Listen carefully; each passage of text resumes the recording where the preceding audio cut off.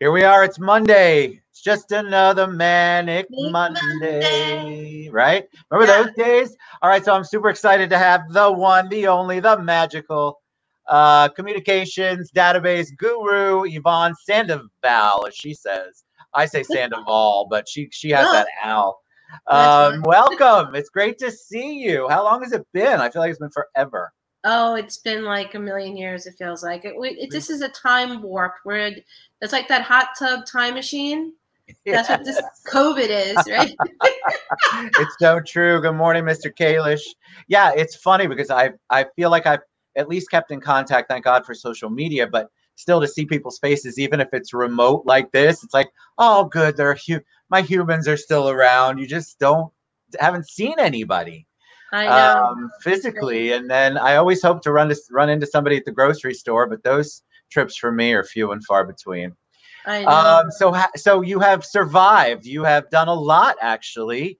You've been working on a lot, but for those who don't know you, give them a little background on Miss Yvonne. So, yeah, I've known Ted now going on probably 2.5 years or so. It's going on. Yep. Prior to the Ted show, I knew him before he was famous. No, he was always famous. He was always Ted. So, yeah, I've been working with real estate agents for the last 5 years, which is crazy. It's been a whirlwind.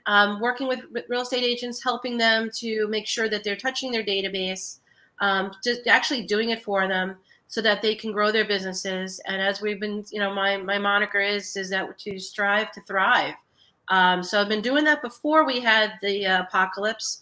And I'm going to continue to do it, through this craziness, and just evolving, like they need to. So I'm evolving as a person and as a business, just like my agents are. So we're in it together. Well, I want to talk. Jeff Lopez. Hey, Jeff. Good morning. Says she's wonderful. Aw. He's awesome.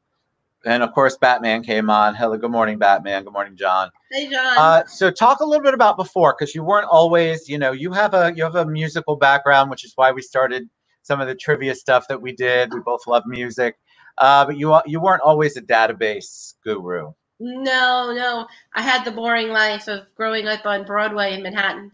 Really tough life. It was a tough life, growing up in New York City. My dad had a recording studio since the day I was born. So that's a long time, over 50 years. And that I grew up in the studio, like literally as a baby. He brought me to the studio. I'd sleep underneath the recording, mixing board. And I grew up doing that and became the studio manager because it was in my DNA to be in that business. So did that as a profession, as a career for 10 years. And it was a great time. It was in the, late 80s, early 90s. Oh, that was a good time. Yeah, it was when music was still, kind of organic, not as digital as it is today. So, yeah, I saw that industry through, and then parlayed that into working with people to help them further their businesses through marketing.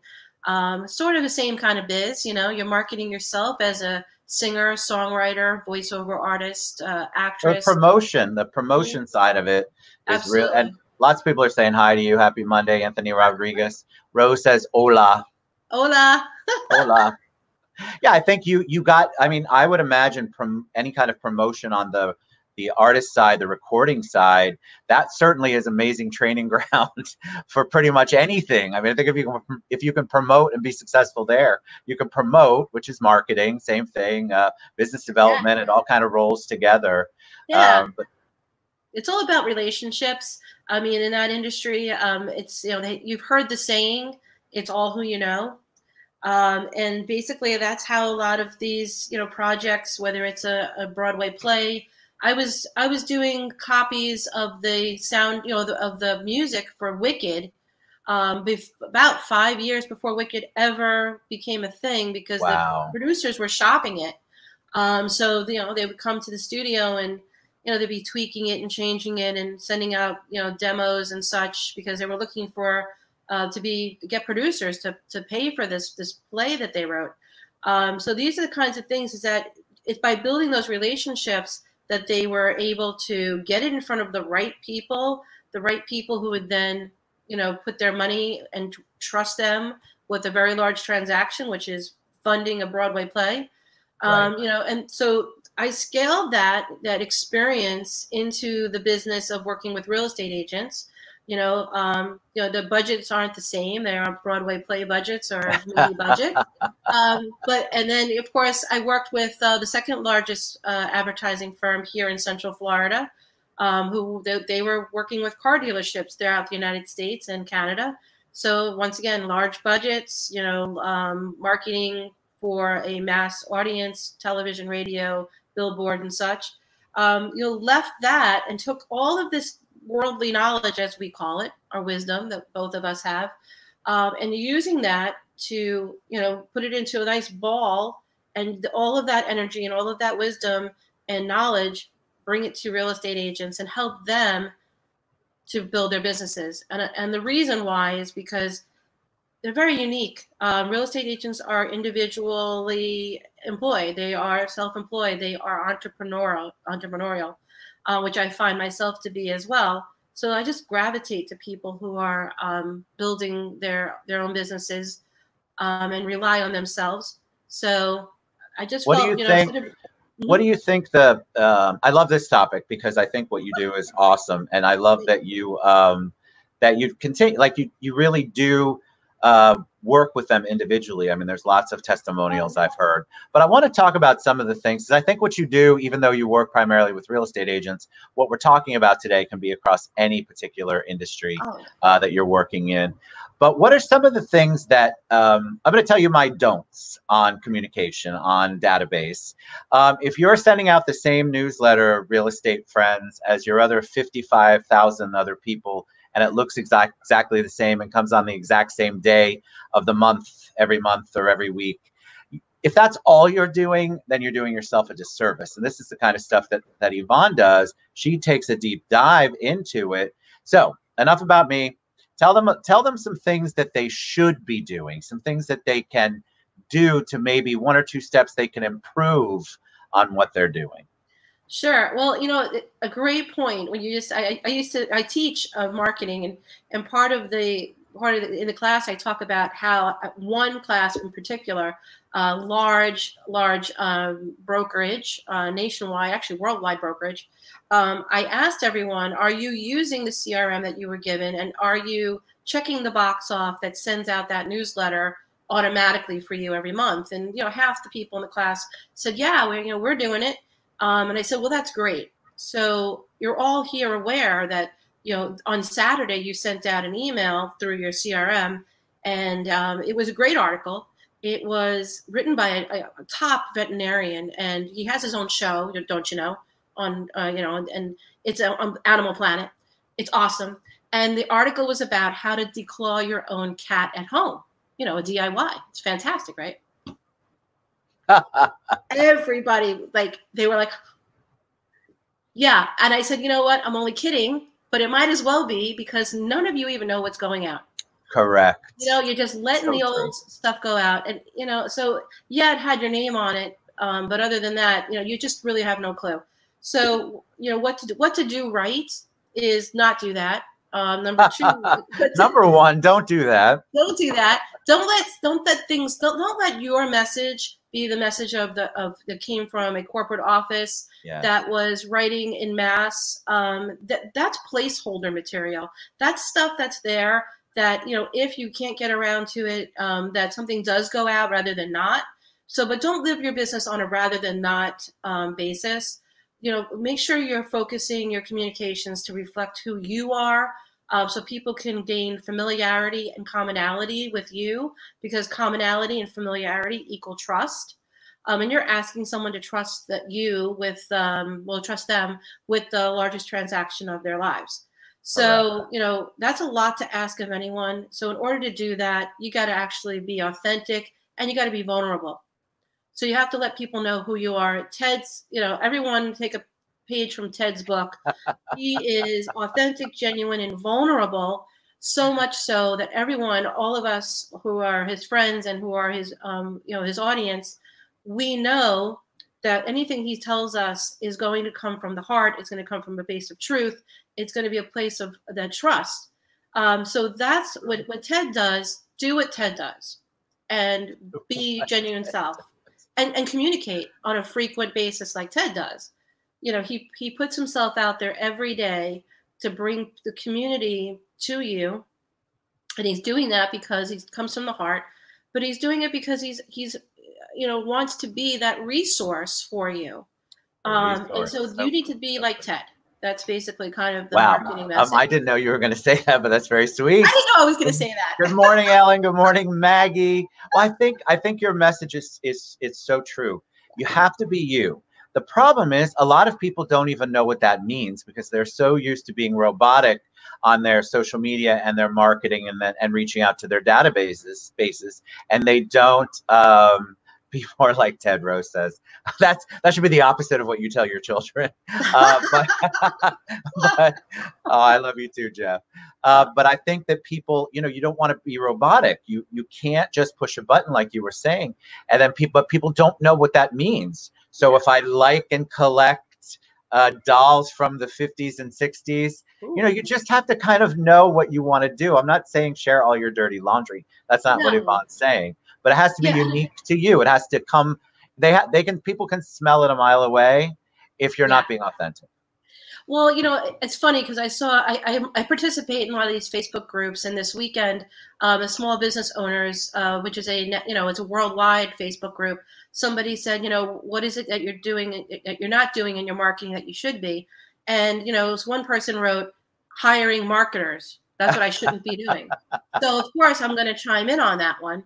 And I said, what is it that you're doing that you feel marketers couldn't help you with?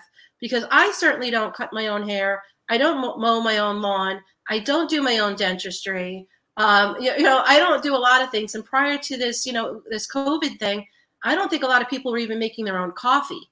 So if they were leveraging all of these things out, but when it comes to your marketing, you feel like, well, I got time on my hands. Let me do it myself. I would have hair up to here, all of us, you have to know where your skill set lie, and then you use that. And another person chimed in, well, it's so expensive. I don't do it because I'd rather take my money and save it for other things. And I'm thinking to myself, in a bad economy, marketing is something that you can't afford not to do. Yes, and in a good economy, you can't afford not to do it. So, because you have to prepare, even if it's a good economy, for when the economy is going to not be so good. And who knew, right, that this was going to happen? So I say to my clients who were, who had started this project in doing their projects prior to COVID, they were the ones who had the foresight to say, you know what, I'm not going to always be able to communicate effectively, consistently, purposefully, with my own genuine and authentic self. So let me get that in place for the whole year. So they had done that because COVID thing ran around, and now they no longer can do pop buys. They no longer can do a client appreciation in face to face. They're limited. Maybe God forbid, there's something going on medically with their family. Their attention is now directed elsewhere. And when that happens, they can't do the communication that they need to do. And NAR, they do a survey every week. They survey real estate agents, asking them, questions such as, what is the feelings of buyers? What are the feelings of sellers right now? And we're looking at numbers of 45 to 55% of buyers and sellers saying that they're going to be putting off purchasing or selling their home over the next few months. So what that's saying to you, the survey, you should always go to NAR and you utilize their resources. Their studies are amazing. But I go there to look because what's telling me is that the people who are surveyed are saying, I'm not in the market for the next couple of months, or I'm not going to put my house on the market for the next few months. Stay in touch with me. That's what they're saying. So say that again, because it's so important. Wait, I have to say, Nick says hi, great advice. Marita, good morning. I just want to give Ellen and Maggie, hi guys. That is such great advice. To say it again, because I think people need to hear that. when these people are saying to you in their surveys, 55 to 45% are saying we're going to wait. They're saying, please stay in touch with me. Stay in touch. They're not saying, hey, don't bother getting in touch with me. I'm not going to be ready for 3 or 4 months, don't you know? No, they're saying, be in touch with me this whole time, because when I'm ready, I'm going to pull the trigger, and I need someone to be my real estate agent. So I think, let me ask you, because that I used to think it's so interesting how everybody defines what staying in touch means. It's different, right? So to me, I think a lot of it doesn't have to be real estate, but we'll use that. It could be any industry that uses these generic, and I'm not picking on newsletters, guys, but it's in my brain. Generic, if that's your only means of staying in touch, if you hit the button, paid for it, and that's the only contact you've had, that's not what Yvonne is talking about. There's ways to touch you, and you can talk about how many times to touch, but it's so important that they have to feel it came from you, not the robot that is. So I'll let you go. I had, I want to talk about one of the classes I did in February. And after class, it was a database class. And afterward, I had a gentleman come up to me and say, well, he's got a plan in place. He doesn't need to have the multiple touches like I was talking about. And I said, well, that's great, but let me know what is this miracle thing that you're doing? Because he's doing something. And I honestly wanted to know. Because I always want to evolve and learn. And he said that his plan was to door knock 35,000 homes over the course of 12 months, and he had the math done. And I said 2 things to him.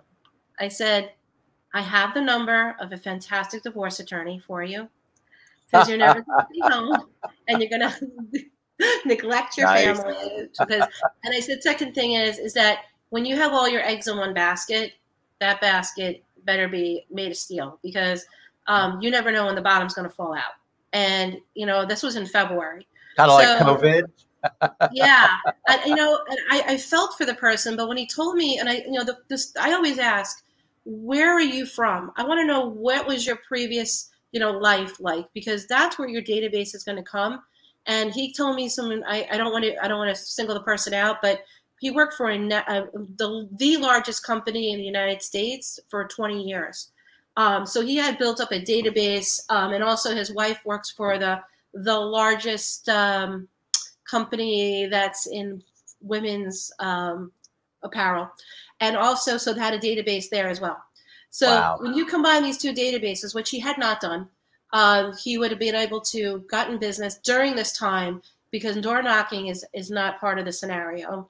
So with that being said, the things that people can be doing, yesterday again on that forum, somebody said, well, where it's social media. And once again, you can't build a home with just a hammer. You have to be in all different places. So yes, what I do for my clients and what I recommend to others is doing your communications over multiple platforms. So you have social media, you have video, you have email, direct mail. Of course, you will at some point be doing face-to-face again. And as a matter of fact, will be doing on my Friday show, which is called The Real Estate Show with a View, with Nick Acosta, who's from eXp Realty. Nick. We're going to be talking about how to be having some face-to-face events right now. And there are some safe ways of getting people out of the house to appreciate their business and appreciate your database that you probably haven't thought of. And we also have some really good thoughts brainstormed yesterday on open houses and how to collect data. He had about 13 people come to his open house in person. Nick's amazing. Mm-hmm. He really is. But you know what? It's all about collecting that data from those people who come in. The looky-loos, and separating them out from, because a couple of people told them, hey, we're just coming to get out of the house. That's fine. Come out of the house. At some point, that person may want to buy a home, or their friends, family, neighbors, co-workers. So the impression that he made on those looky-loos is an impression that's going to help build his business. Yes. So I have plenty of ideas of how to make an open house. What time's the show? 2 on Friday. 2 on Fridays. We have plenty of ideas on how to make, and you put it this way, just like Ted, me and Ted are good friends, and we are very much on the same page in the way we think, and we come from contribution. It's just who we are. Yes. Nick's an EXP. I'm a marketing company, but we're going to be coming to you with regardless. Doesn't matter what brokerage you're with. Doesn't matter if you're my client or not. I'm going to give you, these tips because you know what? There's plenty of work for everyone. There's plenty of business There for really is. everyone. Why you said it. You come from a place of contribution, or I like to say abundance. You come from a place of abundance rather than lack. And if you come from the abundance perspective, you're always going to be ahead of the game. I don't think people believe it. Rose Kemp says Yvonne rocks. Be more like Yvonne too. Well, those are our new hashtags. Let me ask you I want to talk about touches really quick, the Sure. appropriate kind. Sure. How many appropriate touches should they have during the year? Because I know you've talked about this before in your presentations, and define what a touch is. Sure. So, I've changed formulas simply because over the last 5 years, I have found that, although we want to have at least 36 or so touches going out throughout the year, I need to be able to work within your skill set, within your wheelhouse, and what you feel comfortable with. So every agent I consult with is going to have a plan that's going to fit their business. But we want to have a number of touches, at least 2 per month going out. And it could be on different platforms. It could be an email. It could be a social media post. It could be a video that's sent to them. It could be a direct mail piece that's going to be of value. We're not selling people. We are engaging people. I think that's what we have to, we have to understand. Marketers, which seems to be a bad word. We're Why here to is build. that? It drives me Oh, crazy it's because like used car salesman. I It's like, stumble over it. I stumble over it as well, and I'm like, well, that's why do we have to put such pretty label like business development? I mean, it's yeah, marketing, people, relationships, maybe. it's I don't know. relationships. We're relationship builders, connectors. We put the pieces together. You already have all the pieces inside of you. All we do is glue them together, and then we make sure that they're presented in a compliance in this industry, Yeah. compliant way, and then also in an effective, consistent way. So you have everything you need within you. It's just that you don't know how to put it out there, put it on paper, or put it on paper, or put it into a formula that works. So that's what a marketer does. Plenty of us know how to floss and brush our teeth, but we certainly couldn't do our own root canals. So yes, you can do the maintenance, you can do the things you need to do, but you need to have your deep cleaning. And the deep cleaning for me is for you to let us sit down with you. I also do consulting work. So if that's something that, if you just want to sit down and you just want to talk out strategy, I've had people ask me things about, their business, their offices, down to, what should be the benefit package for my incoming agents. So brokers consult with me, and also agents, about just everything under the sun from a sales perspective. So, in terms of getting your business on a strive to thrive kind of path, just take a look at what you're doing now and what can be complemented. Are you speaking to your database? First of all, what's your database, right? Everyone's like, what's my database? Why is it that so many people don't know what that means? I agree, and I just it's so funny. I think Rose it's a got my complicated word. It's like what doctors do is that they speak in Latin. My brother's a doctor, and he says the reason why they speak in Latin is to keep you feeling below them, almost like that, almost below them. Keep them at a mystery. They're a mystery. The things that they're talking about. So they speak in Latin. But marketers kind of have done that for years, and they've painted themselves into a corner. So what I've decided to do, and many of us in the industry, is just speak plain. And your database is your contacts in your phone. That's a database. When people say that they don't have one, unless you're telling me you literally know no one, then you have a database. I mean, it's impossible that you didn't go to kindergarten and have a friend, that you made in the playground. You have friends, you have people that you come in contact with in the last 20, 30, 40, 50 years, however old you are. Those people are the people that are going to be the ones who speak about you when they speak to their friends, family, neighbors, coworkers, and Yes. partners, they're the ones who are going to refer you business. Every agent knows that their business comes from referral. 20% comes from new leads, people who are strangers into your business. And then the other 80% comes from people that you knew, people from prior transactions, coworkers, Aunt Betty's, neighbor. Aunt Betty's Aunt neighbor. Betty's neighbor who's looking to sell her home. These are the people who are going to build your business. So if you're only posting on social media, and that's you think about the guy who's door knocking. You laughed at him, right? But when I have plenty of people say, well, I only focus on social media. How different is that than the door knocking person? I mean, it's really no different. You have to, don't laugh at Mr. Door Knocker when you yourself are just putting all your eggs in one basket. So yeah, it's hard. I'm an entrepreneur. I don't do everything myself. Things from my business that I don't know how to do, I hire. I have people, I have contractors who work for me. I don't do it all. So, you know what? It's very difficult to do it all. And that's what the problem is, you were mentioning it earlier, and then I believe it or not, we're running out of time, as I knew we would. Yeah. But I think that people, they look at social media and they get overwhelmed. Yeah. And so they want to hire someone. And the thing that I always tell my social media people is that make sure that you really are pricing yourself in a way that volume could make up for what you're doing. If you're only posting 5 to 10 times a week for someone, then you could get a lot of those kinds of clients. Anyway, that's for a whole social media discussion. But the thing is that people they get overwhelmed and they don't know what to do. All right, so I'm used to posting me and my guys, girls gone wild videos. Yeah. Now all of a sudden I'm going to post something business-like. What do I do? Yeah. So what do they do? What's a first post? What's a post that makes sense? And you can talk real estate, it's fine. What's a post that makes sense, that isn't like everyone else's, that they could do from the heart? Well, the biggest thing I find, because I'm doing social media for my clients now, there's 2 reasons why I do it the way I do it.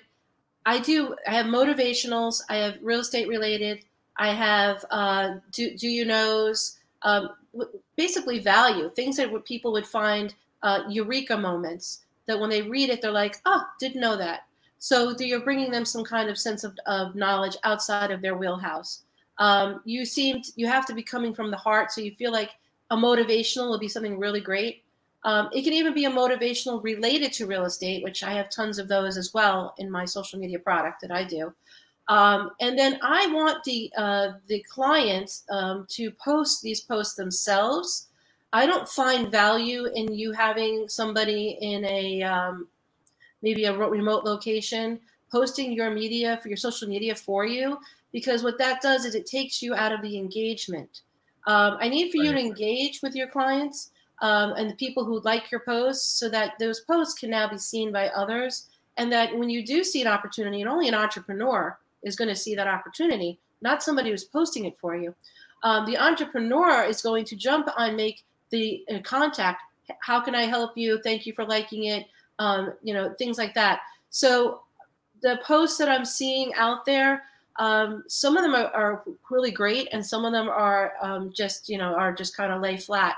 I really like the GIFs, I'm really using them as well in my business. So we see they're moving images that capture people's attention. All you're trying to do is stop people from scrolling and give you 2.5 seconds of their time. So social media is a short attention grab, and short attention grabs you can't build your business on, but you can absolutely use them because you need to paint with a wide brush. So you need to have the social media posts. I'm also doing, and this is something I recommend for everyone, is video. I believe in mission statements. I believe in letting people know what your mission, vision, value, and purpose is. I'm now doing video mission statements. So you know what? People can see your mission statement in 30 seconds or less. You got music, you have visual, you have great graphics, and those are going out to new leads. So when a new lead comes in, a video mission statement goes out. That is so much more effective than a written post or written email. So, you know, having things like that in your wheelhouse that are affordable, because that's the one thing I'm hearing everybody say right now. Right. Oh, that's everything's so expensive, or I can't afford that right now. I have to lead with revenue. A lot of us are not being able, not saying not me particularly, but a lot of people don't have revenue to lead with right now. So what does that mean? That means you have to invest. Okay, we're getting away from the word investment because I have a lot of people focusing on expenses instead of profits.